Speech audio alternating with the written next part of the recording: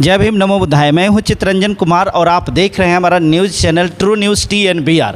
और आज मैं बिहार की राजधानी पटना में खास करके पटना के जो बाबा साहब भीमराव अंबेडकर सेवा एंड शोध संस्थान है उसी के प्रांगण में यहाँ पर उपस्थित हैं।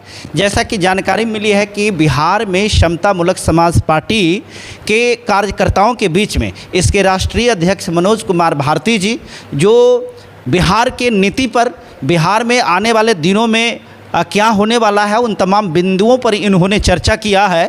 कौन कौन बिंदु थे शामिल और क्या क्या बिहार में होने वाला है, इन तमाम मुद्दों पर हमारे बीच में उपस्थित हैं समता मूलक समाज पार्टी के राष्ट्रीय अध्यक्ष माननीय मनोज कुमार भारती जी। सर, सबसे पहले हमारे चैनल में आपको बहुत बहुत स्वागत है। धन्यवाद। जय भीम। सर बताइए, आज की जो कार्यकर्ता की बैठक थी, जो आपको बहुत सारी कुर्सियां देख रहे हैं, लगता है कि बहुत भारी मात्रा में कार्यकर्ता आपको उपस्थित हुए, इसमें आपने क्या क्या ऐसे बिंदु पर चर्चा किया और क्या उद्देश्य इसका क्या? देखिए, अभी हम लोगों ने इस आने वाला समय में हम लोग सरकार के गलत नीतियों के खिलाफ जन संघर्ष की तैयारी के लिए हम लोगों ने बैठक आज किया और सर्वसम्मति से निर्णय हुई कि बिहार में खास करके जो दलित अत्याचार हो रहा है और उसके निवारण की कोई उपाय नहीं हो रही है, उसका कारण कहीं न कहीं बिहार सरकार है।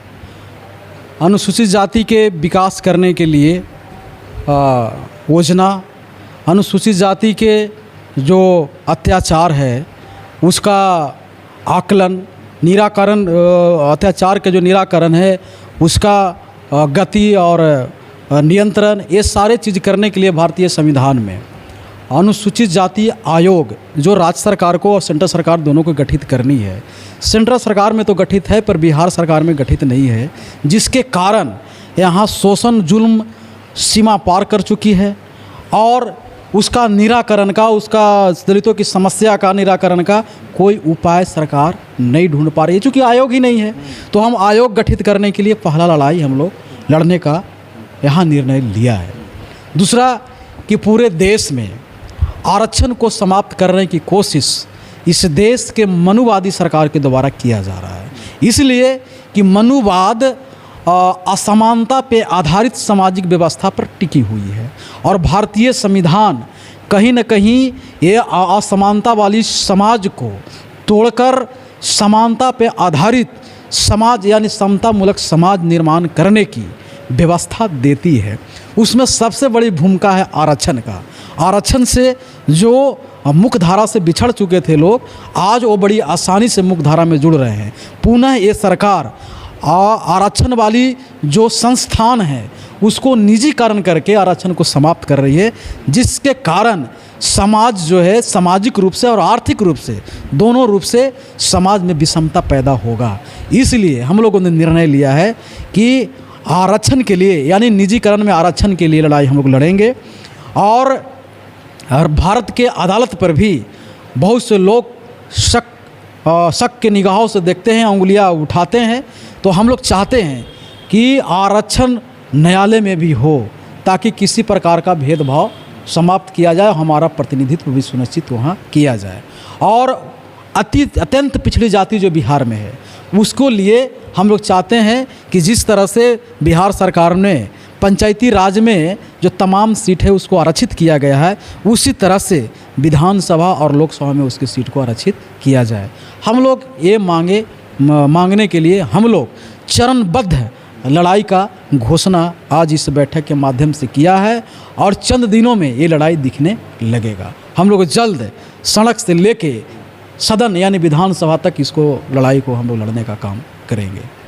बिहार में खास करके अभी देखा जा रहा है कि दलित कम्युनिटी को टारगेट करते हुए उनके ऊपर शोषण जुल्म अत्याचार मारपीट हत्या इत्यादि बहुत बढ़ गई है और वो तमाम लोग जो हैं वो आपकी तरफ देख रहे हैं। सबको लग रहा है कि कोई मसीहा आएगा, सबको लग रहा है कि हमको बचाने वाला कोई फरिश्ता आएगा और सारे लोगों की निगाह आपकी तरफ है। आप उन लोगों को किस ओर देखते हैं और उनकी समस्या का समाधान कैसे करें? देखिए, यह सत्य बात है कि जितने जो यहाँ वंचित समाज लोग हैं उनके पद प्रतिष्ठा को बचाने वाला अगर कोई है तो वो है भारतीय संविधान, और भारतीय संविधान पर चलने वाले लोग ही फरिश्ता हैं। तो आज के डेट में बिहार में मान लिया जाए कि जितने राजनीतिक दल हैं और उनके जो मुखिया हैं वो भारतीय संविधान पर चलने वाले नहीं हैं। वो वोट को ध्रुवीकरण करने के लिए कुछ भी कर सकते हैं, और निश्चित रूप से जो हमारा टीम है वो संविधान पे ही चलेगी और संविधान से समझौता करने वाला नहीं है। तो लोगों को कहीं ना कहीं ये विश्वास है और ये विश्वास पे खरे भी उतरेंगे। और ख़ास करके जुल्म शोषण इसलिए भी बढ़ रहा है कि चूँकि जो दबे कुचले लोग हैं, जो समाज के एकदम पिछड़े लोग हैं, जो वंचित समाज हैं, जो अनुसूचित जाति के लोग हैं, वो संविधान को स्थापित करने के लिए लड़ रहा है।